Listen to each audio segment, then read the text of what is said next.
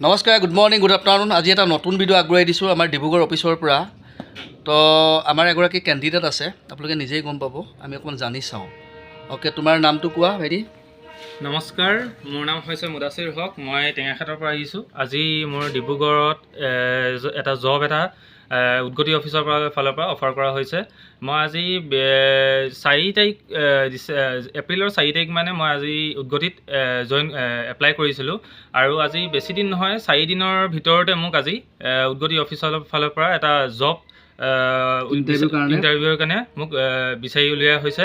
তো তাৰ কাৰণে মই উদ্গতি অফিচক ছাৰক ধন্যবাদ জনাইছোঁ। তোমাৰ আজি মানে কিহত আছে ইণ্টাৰভিউ? মোৰ আজি বেংকৰ ইণ্টাৰভিউ আছে। বেংকত আছে? বেংকত আছে। মানে তুমি ঘৰ ক'ত তোমাৰ? মোৰ টেঙাখাটত। টেঙাঘাট? হয়।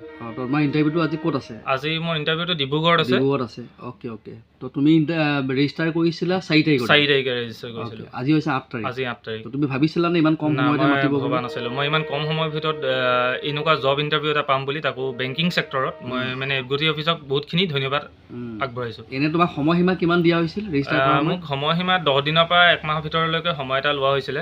10 দিনৰ পৰা 30 দিন সময় লোৱা হৈছিল। তো আমি 10 দিনৰ পৰা 30 দিন এটা সময় লওঁ, কিন্তু আমি চেষ্টা কৰোঁ যে যিমান সোনকালে পাৰোঁ সোনকালে ইণ্টাৰভিউলৈ পঠিয়াবৰ কাৰণে। কাৰণ আমাৰ ওচৰত ভেকেঞ্চি থাকিলে আমি বহাই নাৰাখোঁ, যতদূৰ সম্ভৱ সোনকালে পঠিয়াওঁ। হোপ ইউ লাইক দ্য ভিডিঅ'টো লাইক কমেণ্ট কৰি অকণমান আগলৈ শ্বেয়াৰ কৰি দিবা। জয় উদ্গতি।